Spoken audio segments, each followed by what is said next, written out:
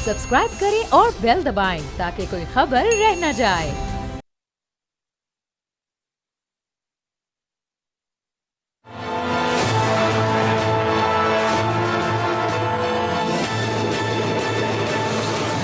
अस्सलाम वालेकुम, मैं हूं रबाब जहांगीर। आप देख रहे हैं प्रोग्राम तज़िया। पाकिस्तान तहरीक इंसाफ ने ईद के बाद हुकूमत के खिलाफ अब बाकायदा तौर पर तहरीक चलाने का ऐलान कर दिया है।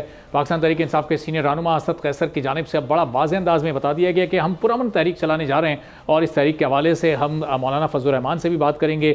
ज़ाहिर पाकिस्तान तहरीक इंसाफ की कोशिश होगी कि मौलाना फजल रहमान की जमात भी इस वक्त उनके इस अपोजिशन के इत्तेहाद का हिस्सा बने और साथ मिलकर ये तहरीक चलाई जा सके। लेकिन ये उन्होंने वाज़ेह कर दिया कि आसिफ अली जरदारी से बात नहीं होगी, यानी पीपल्स पार्टी से बात नहीं होगी, नून लीग से बात नहीं होगी, हुकूमत से बात नहीं होगी। और ये बात सिर्फ उसी सूरत में हो सकेगी कि अगर उनका चोरी शुदा बकौल उनके जो उनका चोरी शुदा मैंडेट है वो वापस किया जाता है। अगर फॉर्म 45 के नताइज को तस्लीम किया जाता है तो फिर वो बात करने को तैयार हैं, वरना फिर कोई बातचीत नहीं हो सकती। अब इस तहरीक की जो हिद्दत या शिद्दत है वो अभी से महसूस की जा सकती है। और कुछ बयानात अगर आप सुने इस वक्त वज़ीर आला KPK के, तो आपको बाकायदा तौर पर यह अंदाज़ा हो जाएगा कि किस नौयत की ये तहरीक आगे चलकर होने वाली है। ज़रा दो जुमले उनके सुनिएगा, फिर हम मज़ीद।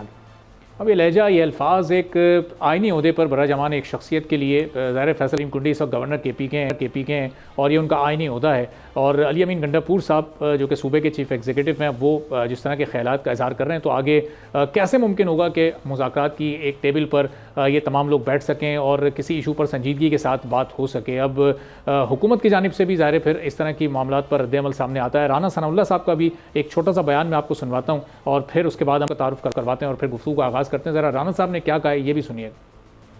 अब राना सनाउल्लाह कह रहे हैं कि डायलॉग नहीं होगा तो तसादुम हो सकता है। पाकिस्तान तहरीक इंसाफ कह रही है कि हम अपनी तहरीक को पुरअमन रखना चाहते हैं। नए केसेस की बात राना सनाउल्लाह कर रहे हैं और अगर वो नए केसेस चाहे वो किसी ट्वीट पर हो या किसी कंटेंट को पोस्ट करने पर हो या किसी और मामले पर होगा, ये नए केसेस दर्ज होते हैं बानी PTI के खिलाफ, तो फिर मामलात किस जानिब जा सकते हैं। इस पूरी सूरत हाल पर हम गुफ्तगू करेंगे। शुएब शाहीन साहब पाकिस्तान तहरीक इंसाफ के सीनियर रहनुमा साथ मौजूद हैं। हसन मुर्तज़ा साहब पाकिस्तान पीपल्स पार्टी के सीनियर रहनुमा में ज्वाइन कर चुके हैं। याया फरीद साहब माहिर कानून है, उनसे ज़रा लीगल एक एक्सपर्ट ओपिनियन हम जानने की कोशिश करेंगे इन तमाम मामलात पर जो इस वक्त केसेस पाकिस्तान तहरीक इंसाफ के खिलाफ चल रहे हैं। कुछ के फैसले उनके हक़ में आए, कुछ में रिलीफ मिला है, कुछ में अभी आगे मज़ीद समातें होनी है। तो शुएब शाहीन साहब, ये असद कैसर साहब ये ऐलान करते हैं कि हम एक तहरीक चलाने जा रहे हैं ईद के बाद पुरअमन तहरीक। अली अमीन गंडापुर साहब जिस तरह के अल्फाज और जिस लहजे में बात कर रहे हैं, पीपल्स पार्टी के रहनुमा भी रहे फैसल करीम कुंडी साहब, अभी वो एक आइनी ओहदे पर मौजूद हैं, तो ये एक सूबे के चीफ एग्जीक्यूटिव को ज़ेब देता है कि वो कभी ये कहते हैं कि इस्लामाबाद आकर मैं हुकूमत का तख्ता पलट दूंगा, कभी वो गवर्नर को बाहर फेंकने की बात कर रहे हैं। देखिए, पहली बात तो यह है कि ये स्टार्ट किसने लिया? स्टार्ट तो ज़ाहिर है फैसल करीम कुंडी साहब ने लिया। अगर आप उसको एक इलेक्टेड रिप्रेजेंटेटिव को आप बार बार जिद करेंगे, तंग करेंगे और फेडरेशन उनको पैसे भी नहीं देगी जो उनका सूबे का हक है, वो उनके चीफ सेक्रेटरी और IG को भी तब्दील नहीं करने देंगे, तो इस तरह के एक डेस्परेट माहौल में आप अगर किसी को गाली देंगे तो उससे जवाब क्या एक्सपेक्ट करेंगे? हाँ, मैं ये ज़रूर तवक्को रखता हूँ कि देखें, एक शख्सियत की बात नहीं, एक शख्स की बात नहीं, इंस्टीट्यूशंस की बात है। वो कि एक नामिनी होते हैं, वो एक आइनी तौर पर एक सिंबॉलिक उनका एक ओहदा होता है, उनके पास कोई पावर्स नहीं होती, तो लिहाजा उनकी जो गुफ्तगू और उनका अंदाज है सिर्फ चिढ़ाने वाला होता है, उनको नहीं करना चाहिए। उनको अपनी रिस्पेक्ट खुद भी करनी चाहिए और रिस्पेक्ट करानी चाहिए। एक इलेक्टेड भरपूर अवामी नुमाइंदगी का हक रखने वाले एक चीफ मिनिस्टर अली अमीन गंडापुर साहब के बारे में उनके अल्फाज के नतीजे में उनका जो अल्फाज हैं, मैं दोनों लीडर्स से कहता हूँ कि आप अपना सियासी इख्तलाफ ज़रूर रखें, अपनी गुफ्तगू जारी रखें, बिल्कुल जो भी आपका पॉइंट ऑफ व्यू वो करें, थोड़ा एहतियात और सब्र का दामन हाथ से नहीं छूटना चाहिए। ठीक है, तो हसन मुर्तज़ा साहब, ज़ाहिर शुएब शाहीन साहब ये कह रहे हैं कि दूसरी जानिब से भी कोई वो फूल नहीं बरसाए जाते, बल्कि जिस तरह का एक्शन होता है उसी तरह का रिएक्शन होता है। तो अब अली अमीन गंडापुर साहब, ज़ाहिर है कि वो शायद लिमिट्स क्रॉस करके बात कर रहे हैं, उनके अल्फाज काबिल एतराज़ हो सकते हैं, लेकिन फिर उनको उकसाया जा रहा है, उन्हें जिद किया जा रहा है, उन्हें परेशान क्यों किया जा रहा है अली फैसल करीम कुंडी साहब की जानिब से? बहुत शुक्रिया जी। देखिए, सबसे पहले तो ये है कि जिस तरह आपने फरमाया कि रिएक्शन आए, अगर पीपल्स पार्टी की जानिब से किसी वक्त भी ऐसा कोई एक्शन हुआ है जिसका ये रिएक्शन है, तो शायद इसकी मिसाल तो नहीं मिल सकती जी। पाकिस्तान पीपल्स पार्टी ने तो हमेशा बड़ा दिल किया है और लोगों की तनकीद भी बर्दाश्त की है, उनका लहजा भी बर्दाश्त किया है और आइंदा भी कोशिश होगी, क्योंकि हमारी ये ग्रूमिंग ही नहीं है कि हम ये लहजा इस्तेमाल करें। अगर वसाइल की बात हो तो वसाइल, अगर फेडरेशन की तरफ से कोई उन वसाइल में कमी है, उसकी वजह से लहजे में ये तलखी है, तो मेरा नहीं ख्याल कि फिर भी ये तलखी होनी चाहिए। क्या जो ज़बान इस्तेमाल हुई है किसी सूरत भी वो किसी जगह पे भी काबिल बर्दाश्त है। ये ज़बान एक दूसरे के हवाले से इस्तेमाल करना, ये कौन सी पार्लिमानी ज़बान है या ये कौन सा तरीकाकार है जिसके ज़रिए आप अपने वसाइल हासिल करना चाह रहे हैं? क्या ये तसादुम की सूरत हाल रहे तो सूबे की बेहतरी हो सकती है? क्या गवर्नर को या चेयरमैन पाकिस्तान पीपल्स पार्टी को गाली देने से आपके सूबे के वसाइल आपको मिल जाएंगे? या जो पावर कॉरिडोर हैं, क्या आपकी इस लहजे और इस तलखी से क्या वो सरेंडर कर देंगे? हरगिज नहीं है। ये तो हमारा सियासी माहौल जो है उसको मजीद खराब किया जा सकता है, और मैं समझता हूँ कि ये अली अमीन गंडापुर साहब की जबान नहीं थी, इसके पीछे कोई और चीजें कार फरमा हैं जो इस किस्म का माहौल पैदा करके, जो तसादुम की फिजा पैदा करके इस सिस्टम को डीरेल करना चाहते हैं। या किसी तीसरी कुव्वत को दावत दी जा रही है कि वो इंटरवीन करें और ये कहें कि इस यहाँ पे सियासतदान जो हैं वो नाकाम हो गए हैं। इस सिस्टम को जिसके बिना पर आज ये सारी गुफ्तगू हो रही है, क्या पाकिस्तान पीपल्स पार्टी की कुर्बानियां शामिल नहीं है? क्या पाकिस्तान पीपल्स पार्टी का खून शामिल नहीं है? ठीक है, किस तरह हम चुप करके बैठ जाए और ये सोचते रहे कि ये सिस्टम चलना चाहिए? ठीक है हसन साहब, ये सियासी मामला सियासतदानों के दरमियान क्यों नहीं तय हो पा रहे, इस पर हम मजीद भी ज़रा गुफ्तगू करते हैं। याया फरीद साहब, ये बताइएगा कि किसका क्या इख्तियार है? वज़ीर आला KPK जो बात कर रहे हैं कि मैं गवर्नर हाउस से गवर्नर KPK को बेदखल कर दूंगा, उनका प्रोटोकॉल रोक दूंगा, उनका पेट्रोल रोक दूंगा, ये सारे इख्तियारात उनके पास कानूनी तौर पर मौजूद हैं। गवर्नर के क्या इख्तियारात हैं और वज़ीर आला के क्या इख्तियारात हैं, ज़रा इस पर आप अपनी एक्सपर्ट ओपिनियन दीजिएगा। देखिए, इम्पोर्टेंट बात ये है, मैं आ रहा हूं आपकी तरफ, याया साहब का पॉइंट ले लूं मैं। जी याया साहब, ठीक। देखें, जैसे हसन साहब ने कहा कि देखें ये एक्शन और रिएक्शन की जो गेम है ये बहुत पुरानी चलती आ रही है, और इस वक्त जिस सिचुएशन में हमारा मुल्क इस वक्त है, उस वक्त ये एक्शन और रिएक्शन से कोई फ़ायदा ना तो सेंट्रल गवर्नमेंट को होना है, ना किसी प्रोविंशियल गवर्नमेंट को होना है, ना गवर्नर को होना है, ना चीफ मिनिस्टर को होना है। ये इख्तियारात की बात नहीं है। कॉन्फ्लिक्ट ऑफ ओपिनियन या पॉलिटिकल डिफरेंसेस सियासत का पार्ट हैं और उसको पार्ट रहना चाहिए, और डेमोक्रेसी की फाउंडेशन ही जो है वो कॉन्फ्लिक्ट ऑफ ओपिनियंस के ऊपर ही बेस्ड है। तो इम्पॉर्टेंट ये है कि आप क्या पॉलिटिकल स्टेबिलिटी चाहते हैं या आप एक वैक्यूम क्रिएट करना चाहते हैं जिसके अंदर जितने भी अनासिर हैं जो फ्यूल करना चाहते हैं टेंशन्स को, आप सिर्फ उसको बढ़ाना चाह रहे हैं। तो शोएब साहब की इस बात की बड़ी पॉजिटिव बात थी जिसमें उन्होंने कहा कि इस तरह की स्टेटमेंट्स किसी भी पार्टी के लीडर से या सियासतदान से नहीं आनी चाहिए, लेकिन और उसको पॉजिटिवली लेना चाहिए शोएब साहब की बात को। लेकिन मेरे ख्याल में ये एक्शन और ये जो रिएक्शन, ये भी कोई एक्सक्यूज़ नहीं है कि देखें ये कोई स्कूल के अंदर कोई बच्चे तो है नहीं कि किसी ने कुछ कहा तो जवाब में हमने 2 ज़्यादा कह दिया और उसके जवाब में 4 ज़्यादा आ गया। इम्पॉर्टेंट बात जैसे हसन साहब ने क्या कहा कि क्या सूबे के मसाइल हल होंगे, क्या मुल्क के मसाइल हल होंगे, और सबसे इम्पॉर्टेंट बात यह है कि आप क्या मैसेज कन्वे कर रहे हैं अपनी आवाम को कि ऊपर जो इतने इम्पॉर्टेंट पब्लिक फंक्शनरीज हैं, जो इतनी इम्पॉर्टेंट पावर्स और पोजीशंस पे बैठे हुए हैं, और कितनी बड़ी रिस्पॉन्सिबिलिटी है गवर्नर के ऊपर भी under the law, chief minister के ऊपर भी अंडर द लॉ, लेकिन वहाँ पे ये एक्शन और रिएक्शन की प्रॉब्लम्स जो है वो ही ख़त्म नहीं हो रही। तो इख्तियारात तो दूर की बात है, ये प्रॉब्लम इख्तियारात का नहीं है, ये प्रॉब्लम तो एक डेमोक्रेसी की जो बेसिक प्रिंसिपल्स हैं उनको फॉलो करने का है। और हर पार्टी, वो पीपल्स पार्टी हो, वो PMLN हो, वो PTI हो, या वो एक कोई भी पार्टी हो, एक्शन और रिएक्शन से बाहर आ जाना चाहिए और मुल्क की सियासत करनी चाहिए मुल्क के लोगों के लिए और आवाम के फ़ायदे के लिए। और इस तरह की सियासत आप पिछले 70 साल से करते आए हैं, मुल्क का हाल भी देख लिया। तो now we need to decide where do we want to go ahead from here. क्या हम चीजों को रिपीट करना चाहते हैं या हम चीजों को बेहतरी की तरफ लेकर आना चाहते हैं? और यही वजह है कि लोगों का ट्रस्ट सियासतदानों से हट जाता है और फिर जो अनासिर हैं वो फिर इंटरवीन करते हैं और फिर वो एक साइकिल है जो उसमें हम रेपिटेटिवली फंसे हुए हैं। तो मेरे ख्याल में इसको इख्तियारात की बात नहीं बनाते बल्कि एक बेसिक प्रिंसिपल ऑफ डेमोक्रेसी तक इसको रहने देते हैं। ठीक है, तो हसन मुर्तज़ा साहब, ये जब हमने देखा फेडरल गवर्नमेंट की फॉर्मेशन हुई, सूबाई हुकूमतें तश्कील पा गई, तो यही अली अमीन गंडापुर साहब थे जिन्होंने 2 मुलाकातें प्राइम मिनिस्टर शहबाज शरीफ से भी की और ऐसा लगा कि कुछ वर्किंग रिलेशनशिप कायम होगा पाकिस्तान तहरीक इंसाफ और इस जो बाकी जो फेडरल हुकूमत की जमातें हैं। लेकिन पाकिस्तान पीपल्स पार्टी के साथ ये रिलेशनशिप क्यों नहीं बिल्ड हो पा रहा? जो तलखी मुस्लिम लीग नून या पीपल्स पार्टी के पाकिस्तान तहरीक इंसाफ के दरमियान होनी चाहिए थी या होती है, वो हमें पीपल्स पार्टी और पीटीआई के दरमियान क्यों इस वक्त नजर आ रही है? देखिए, ये कोई पीपल्स पार्टी के और तहरीक इंसाफ के दरमियान ही नहीं है, ये नून लीग के साथ भी ऐसी ही है। मौलाना फजलुर रहमान साहब जब इस इत्तेहाद में शामिल थे, ये उनके खिलाफ भी थी। ये नफरत और ये सारा कुछ जो है ये MQM के साथ भी था।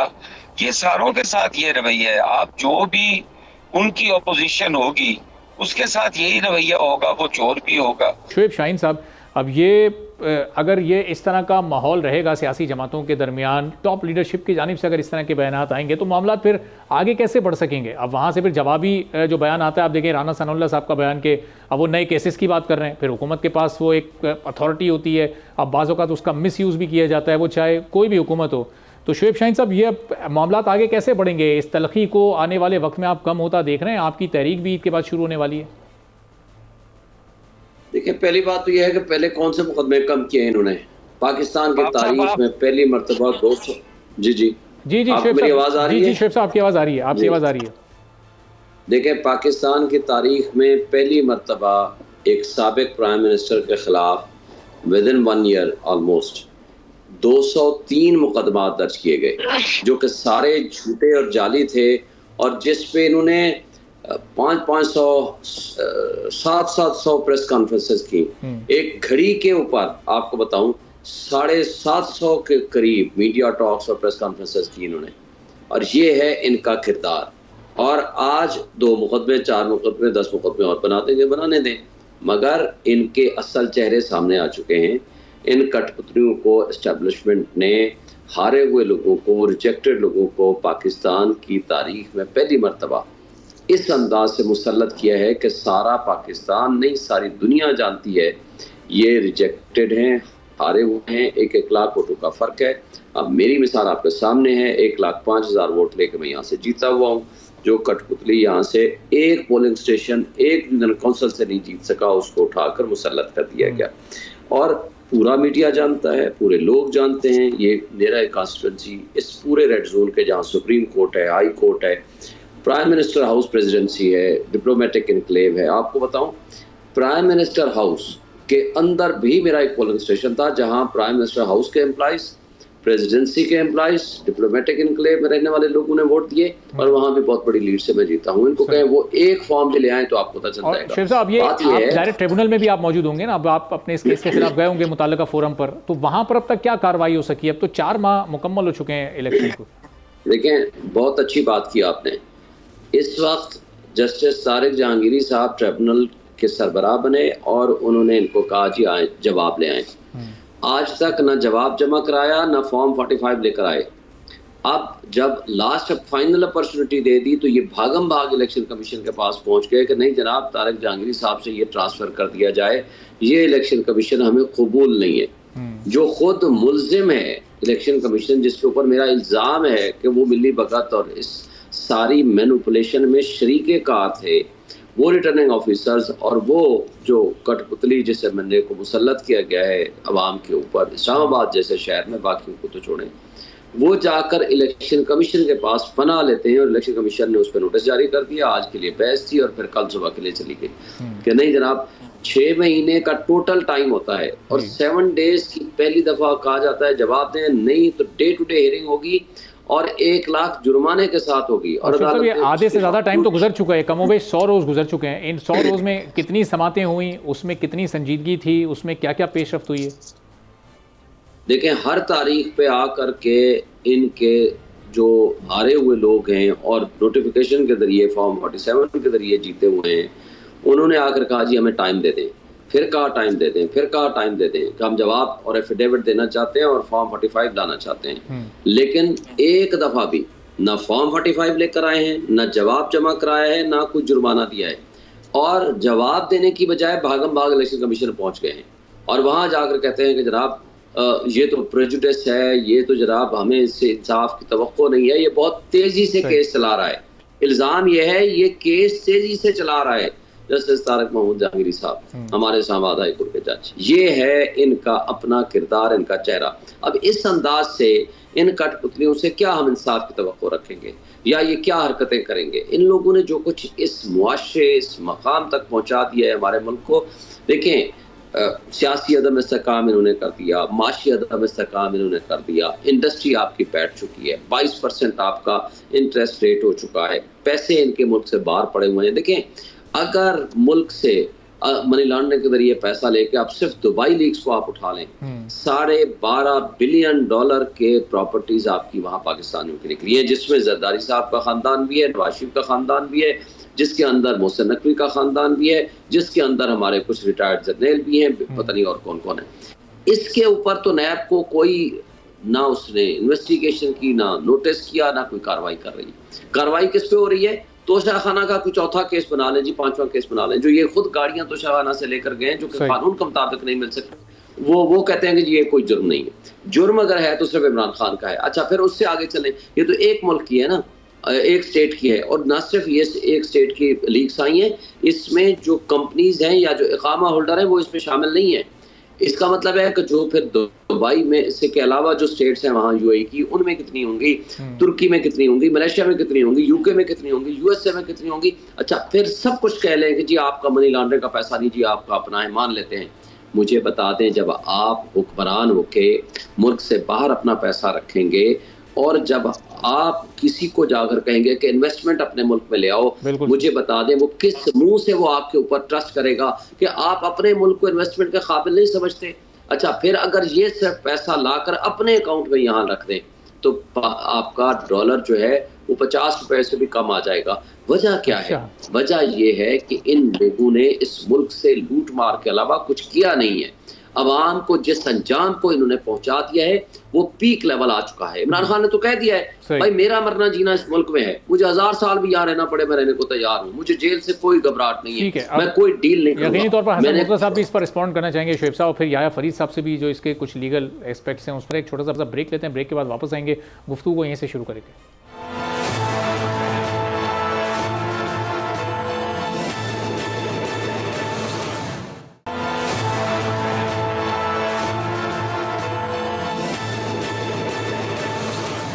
एक बार फिर प्रोग्राम में आपको खुशामदीद कहेंगे। हसन मुर्तज़ा साहब, शोएब शाहीन साहब, याया फरीद साहब हमारे साथ मौजूद हैं। हसन मुर्तज़ा साहब, ब्रेक से पहले जो शोएब शाहीन साहब ने गुफ्तगू की, एक के बाद एक केसेस की क़यादत पर बन रहे हैं, पिछले केसेस ख़त्म हो रहे हैं। हमने देखा तोशाखाना केस किस तरह से वो उनके हक़ में फ़ैसला आया। अभी साइफ़र वाला मामला 2-3 रोज़ पुराना है, अब हुकूमत उसको एक बार फिर चैलेंज करने जा रही है। 9 मई के भी चंद एक ऐसे छोटे मोटे केसेस हैं जो इजाफी थे, जो कि जिसमें फिर बरियत हो रही है, जिसमें जो कि केसेस ख़त्म हो रहे हैं। तो ये प्रोसिक्यूशन की कमज़ोरी है, इन्वेस्टिगेशन की कमज़ोरी है, या फिर ये केसेस गैर ज़रूरी सियासी इंतकामी कार्रवाई को मद्देनज़र रखते हुए बनाए गए थे? तो क्या ये मुनासिब तर्ज़ अमल था हुकूमत का इस मौके पर? देखिए जी, ये तो मेरे ख्याल है आप किसी हुकूमती जो भी PMLN का स्पोक्स पर्सन हो उससे पूछे तो ज्यादा बेहतर होगा। लेकिन मैं समझता हूँ कि जो बातें शोएब साहब ने की, मैं तो उनका बड़ा एहतराम भी करता हूँ और मैं समझता हूँ कि वो अच्छी बात करने वाले हैं और कभी भी उन्होंने हमेशा बैलेंस गुफ्तगू की है। लेकिन एक चीज आज मुझे अजीब सी महसूस हुई, जो वो कह रहे थे या जिस तरह से ये केसेस बनते हैं, क्या जो पीपल्स पार्टी के खिलाफ केसेस बनते रहे थे वो केसेस अदालत से उनकी कन्विक्शन हुई? अगर अदालत से हम बाइज्जत बरी हुए हैं और अपने मुखालफीन के अदवार में बरी होते रहे हैं तो क्यों नहीं हमारी बरीयत को ये तस्लीम किया जाता कि ये बेगुनाह है। और हसन साहब उसमें पीपल्स पार्टी के अलावा नून लीग की सीनियर लीडरशिप है वो लोग भी फिर बरी होते रहे, उन पर भी कुछ नहीं साबित हो सका उस दौर में, जिसमें शाहिद खाकान साहब भी हैं, साद रफीक हैं, राना सनाउल्लाह हैं। मैं वही बात कर रहा हूँ ना जी कि अगर कोई चीज साबित नहीं होती तो आप एक शख्स की या एक जमात की जो कैरेक्टर असैसिनेशन किए जा रहे हैं, जो जबान इस्तेमाल किए जा रहे हैं, वो क्या चाहते क्या हैं। और अगर उनसे पूछा जाए कि आप कहते हैं जी कि इनके खानदान बाहर है, भाई पाकिस्तान पीपल्स पार्टी का तो कोई खानदान बाहर नहीं है, हम तो इस मुल्क में है, हमने इस मुल्क की जेलें भी जायदादों की बात करते हैं। वो दुबई लीक्स में अभी बड़ी प्रॉपर्टीज निकल के सामने आई, फिर वो स्विस अकाउंट्स और वो जो पूरा एक माजूर है जी, वो जायदादों की और असासों की बात कर रहे हैं। वो नहीं, जायदादों की या असासों की बातचीत जो भी गुफ्तगू हो रही है, पीपल्स पार्टी की कौन सी प्रॉपर्टी है जो डिक्लेयर्ड नहीं है। अगर कोई प्रॉपर्टी किसी की बाहर है तो मेरा ख्याल है वो तो जुर्म कोई नहीं है। अगर वो देखा जाए तो खान साहब का खानदान भी तो बाहर ही है। अब उनकी क्या प्रॉपर्टीज हैं, उनके बारे में बात करो तो कहते हैं जी कि वो तो बिल्कुल जी वो तो उनकी प्रॉपर्टीज हैं।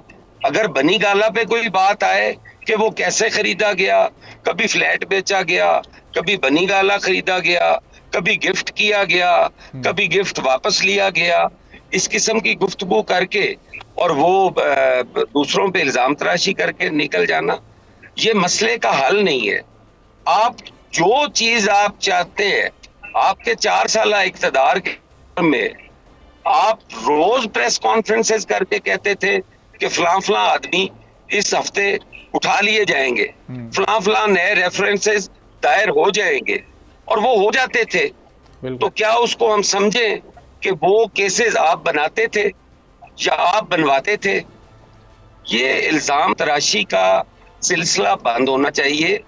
मेरिट्स पे जो फैसले हो वो तस्लीम करने चाहिए सबको, वो चाहे PMLN के हक में हो, वो चाहे पीपल्स पार्टी के हक में हो, चाहे तहरीक इंसाफ के हक में हो। ये ना समझा जाए कि वो फैसले जानिबदारी पे हो रहे हैं। एक जज अगर इनकी फेवर में फैसला दे बहुत अच्छा है, अगर इनकी फेवर में ना दे उस पे उसी वक्त ट्रोलिंग शुरू हो जाती है। ये सोशल मीडिया ये रवैया तो तकरीबन हर सियासी जमात का ये तो आप देखें जब नून लीग के खिलाफ फैसले आए तो उन लोगों ने फिर जजेस के नाम ले लेकर और फिर क्या कुछ नहीं कहा, किस तरह के इल्जाम नहीं लगे? नहीं, पीपल्स पार्टी ने क्या किया है? पीपल्स पार्टी, मैं तो पीपल्स पार्टी को रिप्रेजेंट कर रहा हूँ ना, मेरे साथ तो पीपल्स पार्टी की बात करें। हमने तो अपने अदालती कत्ल भी जो है वो अदालतों से ही इंसाफ मांगा है कि हमारे साथ नाइंसाफी हुई है। हमने कौन सा अदालतों पे चढ़ाइयाँ की हैं? ठीक है, चलें हसन साहब मैं वापस जरा आपकी तरफ आता हूँ। याया फरीद साहब, ये हर हुकूमत ये कहती है कि अब हमें आगे बढ़ना है, माजी भुलाना है। पिछली हुकूमत में हमने देखा जो उस वक्त अपोजिशन थी उनके खिलाफ ये केसेस बनते गए, कुछ साबित नहीं हो सका। अभी भी हम देख रहे हैं कि जो इस वक्त की अपोजिशन है उस पर से एक एक करके केसेस का खात्मा होता जा रहा है और नए केसेस बनाए जाते रहें। तो ये अगर सिलसिला इसी तरह चलता रहेगा तो हम आगे कैसे बढ़ सकेंगे? फिर ये ज़बानी कलाम ही आगे बढ़ने की बात होती है लेकिन अमल कुछ और होता है।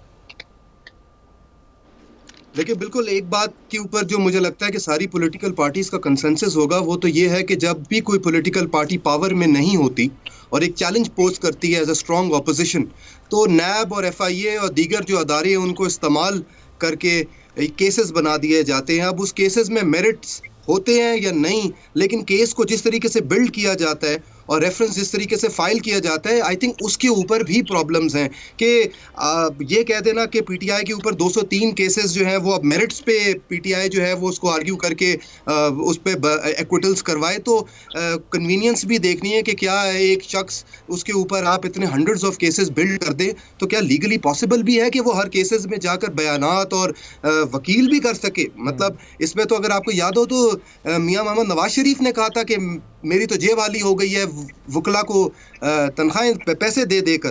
तो देखिए, अगर तो पॉलिटिकल पार्टीज का इस बात पे कंसेंसस है कि स्टेट इंस्टीट्यूशंस को पॉलिटिकल विक्टिमाइजेशन के लिए यूज किया जाता है, तो इस पे पार्लियामेंट को कंसेंसस क्रिएट करके रिफॉर्म्स लेकर आने पड़ेंगे।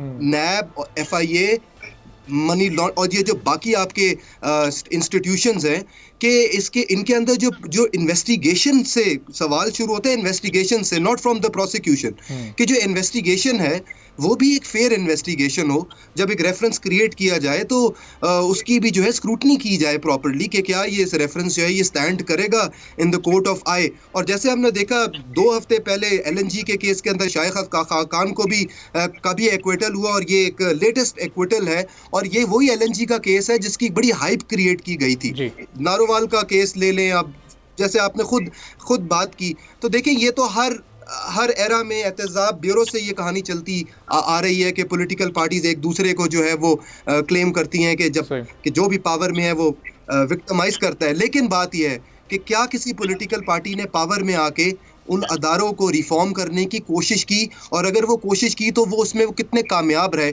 और वो कोशिश कितनी इंटेंशनल थी? क्या वो कोशिश सिर्फ इसी मकसद के लिए थी कि हम अपने फ़ायदे ले लें और अपने एक्विटल्स करवा लें, या वो एक होलसम अप्रोच थी कि हमने अदारों को बेहतर करना है और अदारों को हमने अपने खिलाफ या किसी के खिलाफ यूज़ होने नहीं देना? तो मेरे ख्याल में इस पर कंसेंसस सारी पॉलिटिकल पार्टीज़ को मिलकर बनाना पड़ेगा कि आज अगर कोई और है तो कल आप भी हो सकते हैं। कंसेंसस के लिए ज़ाहिर मिलकर बैठना पड़ेगा। शोएब शाहीन साहब, इस हुकूमत से ये जो सियासी क़ुव्वतें हैं इनसे तो आप बात करने को तैयार नहीं है। अब ये जो तहरीक आपकी चल रही है, ये जो शुरू होगी ईद के बाद, ये इनके खिलाफ यानी हुकूमत के ख़िलाफ़ है या ये किसी और के ख़िलाफ़ है? इसमें आपके इस तहरीक के मकासद हैं क्या? प्रेशर क्रिएट करना है कि आपके हुकूमत आए और मुज़ाकरात करे, आपके मुतालबात को माने? देखिए, पहली बात तो यह है कि इन हुकूमत से हम बात किस बात पे करें। एक तरफ हमें धमकियां हैं कि मुकदमात नए बनाएंगे, बनाएं भाई, जो आप कर सकते हैं, क्योंकि इक़्तिदार आपके हाथ में है, आपने डंडा पकड़ा हुआ है, एस्टेब्लिशमेंट की गोद में बैठे हुए हैं, जो कुछ आप कर सकते हैं वो आप करें, और किए जा रहे हैं, और लोगों को उठाया जा रहा है। सिर्फ हमारे लोगों को, कारकुनान को हज़ारों की तादाद में, उनकी फैमिलीज़ को, उनके बच्चों को, उनके ख़वातीन को जिस तरह उठाया गया। आज मुझे बताएं, आलिया हमजा और सनम के साथ, सनम जावेद के साथ जो कुछ कर रहे हैं, यानी ये कोई शर्म व हया, गैरत इनकी ख़त्म हो गई है कि एक ख़वातीन ने एहतजाज किया, आपने मुकदमा बना दिया झूठा सच्चा, दर्जनों मरतबा ज़मानतें दे दी कोर्ट ने, और आप उनको रिलीज़ नहीं कर रहे। और जिस अंदाज से, जिस तरीक़े से पॉलिटिकल विक्टिमाइजेशन हो रही है, ये कभी ऐसा नहीं हुआ। देखें, मैं ये पॉलिटिकल विक्टिमाइजेशन सिर्फ ये नहीं है कि सिर्फ किसी ज़माने में नहीं हुई है, इसमें कोई शक व शुबा नहीं है, मगर बात यह है कि जो असल पीछे किरदार बैठे हुए हैं वो ये कहते हैं कि जितनी भी आपकी मकबूलियत है उसके लिए हमसे कबूलियत का सर्टिफिकेट लेना ज़रूरी है। वो कबूलियत के सर्टिफिकेट के साथ जो दुरुस्त हो जाएगा, ना वो एहतसाब होने देंगे जिस जो करप्शन में मुलव्वस। 2018 में भी तो उस सर्टिफिकेट के साथ ही आप लोग फिर हुकूमत में आए थे ना, तो जब उस वक्त आपने वो सर्टिफिकेट लिया। देखिए, पहली बात तो ये है कि हम हुकूमत में आ गए, हमने अपनी परफॉर्मेंस दे दी है, और आज आवाम हमारे साथ इसलिए भी खड़ी है कि हमारी परफॉर्मेंस और इनकी परफॉर्मेंस को उन्होंने कंपैरिजन किया है। दूसरी बात यह है कि हमारे से अगर उस वक्त कबूलियत का सर्टिफिकेट था तो आज अगर नहीं है, तो इसका ये मतलब नहीं है कि हम बुरे हो गए हैं। वो जो कबूलियत के सर्टिफिकेट देने वाले हैं, उनकी शराइत पे कौन पूरा उतर सकता है, उनको इस बात से गरज है। हम उनकी शराइत पे पूरे नहीं उतरे, उनके बखौल इसलिए नहीं उतरे कि हम इंस्टीट्यूशंस को इंडिपेंडेंट देखना चाहते हैं, हम इस मुल्क में आईन और कानून की बालादस्ती चाहते हैं, हम उनको सुपर प्राइम मिनिस्टर या सुपर पावर एक्सेप्ट नहीं करते, वो एक सबॉर्डिनेट ऑफिस के नुमाइंदे हैं। आइन के मुताबिक 3 उसके रियासत के सतून हैं, अदलिया, मुकन्नना, इंतजामिया।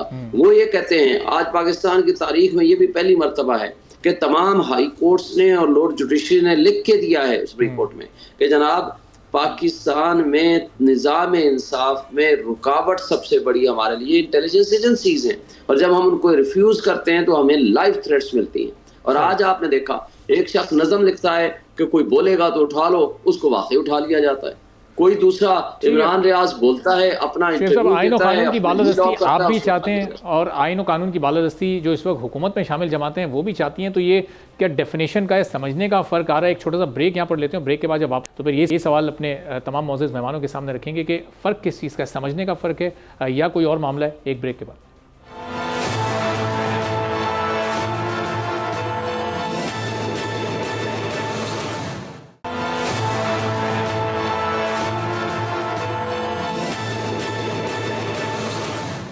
एक बार फिर प्रोग्राम में आपको खुशामदीद कहेंगे। तो हसन मुर्तज़ा साहब, ये पाकिस्तान पीपल्स पार्टी भी हमेशा आइन व कानून की बालादस्ती की बात करी है, पीटीआई भी आइन व कानून की बालादस्ती की बात कर रही है। तो ये अब आप हुकूमत में हैं, आपके नज़दीक शायद डेफिनेशन कुछ और हो, शोएब साहब की जमात चूँकि इस वक्त अपोजिशन में, उनके नज़दीक शायद डेफिनेशन कुछ और हो। ये मसला है कहाँ, रुकावट है कहाँ पर? देखें, कोई रुकावट कोई नहीं है। आइन और कानून की अगर बालादस्ती चाहते हैं तो फिर 2018 के इलेक्शन को इनको कहना पड़ेगा कि वो रिग्ड इलेक्शन था, उसमें मैंडेट चोरी हुआ।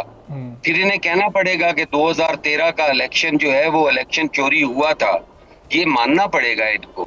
अगर अपने मीठा मीठा आप और कड़वा कड़वा थू वाली पॉलिसी नहीं छोड़ी जाएगी तो फिर आइन और कानून की बालादस्ती की बात किसी मुंह पे अच्छी नहीं लगती। किस तरह कानून और आइन की बालादस्ती चाहते हैं? क्या पाकिस्तान पीपल्स पार्टी ने आइन और कानून की बालादस्ती के लिए जाने नहीं दी? हमने इस मुल्क को आइन नहीं दिया, हमने इस मुल्क के अंदर आइन को बहाल नहीं किया, हमने इस मुल्क के वसाइल की तकसीम मुनसफाना नहीं की।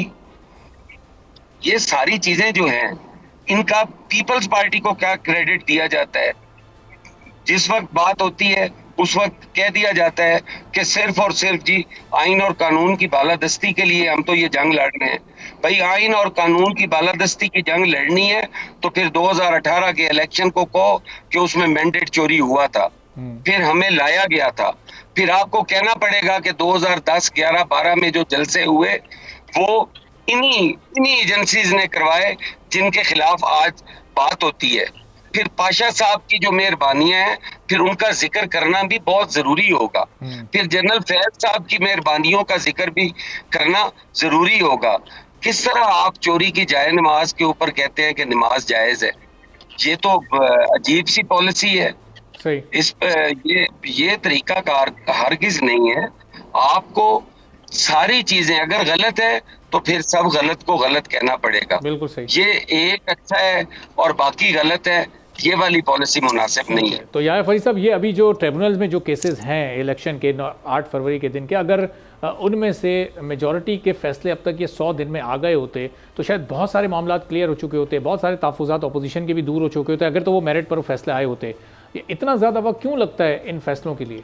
देखिए, मेरिट के ऊपर फैसले होने चाहिए, इसके ऊपर तो कोई दो राय कोई रख ही नहीं सकता। और एक बीइंग अ लॉयर तो कोई बात ऐसी कह ही नहीं सकता कि कॉन्स्टिट्यूशन या रूल ऑफ लॉ को फॉलो नहीं होना चाहिए। और ट्रिब्यूनल्स के अंदर फैसले जो हैं वो बिल्कुल इस बात पे कोई दो राय नहीं है कि ये जो अगर कोई डिले आया तो वो डिले क्यों आया, इसके ऊपर जो हाई कोर्ट्स हैं उनको ज़रूर देखना चाहिए, क्योंकि ट्रिब्यूनल्स उनके मातहत भी होते हैं। तो ज़रूर इस पे डिलेस का क्वेश्चन जो है वो इम्पॉर्टेंट है। लेकिन वो सिर्फ ट्रिब्यूनल्स का डिले नहीं है, वो पाकिस्तान के कानूनी सिस्टम का एक प्रॉब्लम है। वो क्रिमिनल कोर्ट्स हो, वो सिविल कोर्ट्स हो, वो हाई कोर्ट्स हो, इवन सुप्रीम कोर्ट हो। तो डिले जो है वो तो आप उसको इंटेंशनल कह ही नहीं सकते, क्योंकि वो तो आपके पाकिस्तान का एक सिस्टम का पार्ट बन चुका है जो सारे सिस्टम को तबाह करता जा रहा है। तो डिले वाले प्रॉब्लम्स को तो रिजॉल्व करने के लिए आपको अपने पूरे सिस्टम की ओवरहॉलिंग करनी है। लेकिन प्रॉब्लम यह है कि ओवरहॉलिंग हो नहीं सकती जब तक सारी पॉलिटिकल पार्टीज मिलकर बैठकर कोई कंसेंसस डेवलप नहीं करती। अब देखिए, एक तरफ पीटीआई कहती है कि हम इस्टेब्लिशमेंट को मानते नहीं हैं, फौज को मानते नहीं हैं, ये जो लाने वाले एम्पायर्स हैं इनको मानते नहीं हैं। लेकिन पीटीआई के जो चेयरमैन है वो कहते हैं बात करेंगे तो वो सिर्फ इन्हीं से करेंगे, क्योंकि पावर सिर्फ इन्हीं के पास है, इंपॉर्टेंट लोग सिर्फ यही है। तो एक तरीके इसका मतलब यह है कि जो आप कह रहे हैं उसको आप एक्चुअली बिलीव नहीं करते।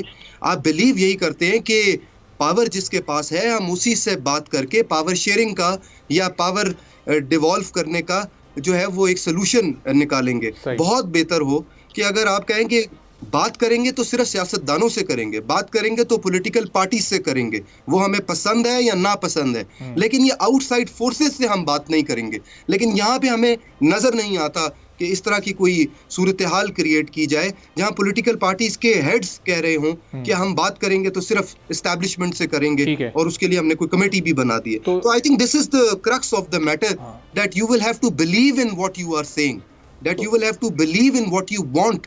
ये मुल्क को अगर आप बेहतर बनाना चाहते तो आपको अपने पॉलिटिकल पार्टीज को अपनी कॉन्स्टिट्यूएंसी क्रिएट करनी पड़ेगी। तो कि अगर आप पर हमला, सारी पॉलिटिकल पार्टीज पे हमला हो। तो शोएब शाहीन साहब, ईद के बाद जो इसका मतलब तहरीक आप लोग चलाने जा रहे हैं, क्या उससे उन लोगों को प्रेशराइज करने का मकसद है जिनसे आप बात करना चाहते हैं कि वो लोग आएँ और बैठें और कुछ मामला आपसे तय करें? क्योंकि इन सियासी जमातों से तो आपको बात करनी नहीं है, इसका मतलब ये जो तहरीक है आपकी वो इस हुकूमत के खिलाफ तो नहीं है। देखिए, पहली बात तो यह है कि एस्टेब्लिशमेंट के साथ हम नहीं बात करना चाहते। ये किसने कह दिया हम बात करना चाहते हैं? हम सिर्फ ये कह रहे हैं, उनको एडवाइस कर रहे हैं कि आपका काम है, जाएं, नजरियात हमारी सरहदों की हिफाजत करें। आपका काम पॉलिटिक्स नहीं है। आप जिस तरह इंटरफेरेंस कर रहे हैं, निज़ाम इंसाफ में रुकावटें पैदा कर रहे हैं, जिस तरह आपने टेम्परिंग कराई है अपने रिटर्निंग ऑफिसर्स के जरिए और इलेक्शन कमीशन को इस्तेमाल किया है, ये आपका काम नहीं है। और मौजूदा हुकूमत को हम लेजिटिमेट नहीं मानते। हाँ, अगर ये बनाए जुडिशल कमीशन, ये कल बनाए, आए, हम गुफ्तगू करने को तैयार हैं, लेकिन इनका कोई एतमाद साजी का कोई तरीकाकार है जो आपने देखा है कि ये इनसे गुफ्तगू करें? और दूसरी बात मुझे ये बता दें, मेरे भाई ने फरमाया कि जनाब 2013 का इलेक्शन रिग्ड था। बिल्कुल हम कहते हैं रिग्ड था। हमने तो उसके लिए धरना भी दिया और हमने 4 हल्के खोलने को कहा था और वक्त में साबित किया वहां फोर्जरी हुई थी। और 2018 की बात करते हैं, मैं इनसे सिर्फ 2 सवाल करता हूँ।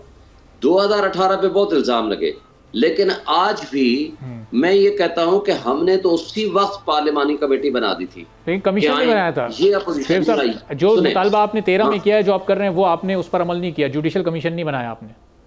नहीं, मैं आपको आ रहा हूं। मैं ये कह रहा हूं कि इन्होंने एक दफा भी जुडिशल कमीशन की बात नहीं की। ये कहते और हम ना बनाते, फिर बात होती। दूसरी बात जो आज हम मांग रहे हैं, दूसरी बात हमें छोड़ दें, हम तो पार्टी थे ना, इनके मुताबिक हम बेनिफिशरीज थे। 16 महीने की इनके पास हुकूमत रही, इनका इक़्तिदार था, क्यों नहीं जुडिशल कमीशन बना के सिर्फ फाइंडिंग्स ही ले लेते कि नहीं जी उस इलेक्शन में ये रिगिंग हुई थी। हम आज क्या मुतालबा कर रहे हैं? और फिर आखिरी बात, कितने फॉर्म 45 लेके इनके लोग घूम रहे थे उस वक्त, क्योंकि फॉर्म 45 तो 2017 के कानून में आया था ना। आज हम सैकड़ों की तादाद में फॉर्म 45 लेके घूम रहे हैं कि आए जी इसके मुताबिक आप रीअसेस रीएवैल्यूएट कर रहे हैं। और शोएब साहब, मजे की बात यह है कि पीपल्स पार्टी के अपने भी कई कैंडिडेट्स ऐसे हैं जिनके पास वो फॉर्म 45 के मुताबिक वो जीते हुए हैं, उसमें फिर एमक्यूएम या दीगर जो लोग हैं वो हारे हुए। बहरहाल आगे भी इस बहस को हम आने वाले दिनों में जारी रखेंगे। बहुत बहुत शुक्रिया शोएब शाहीन साहब, हसन फरीद साहब हमारे साथ मौजूद थे। इसी के साथ नाज़रीन आज के प्रोग्राम से इजाज़त दीजिए। अल्लाह हाफ़िज़।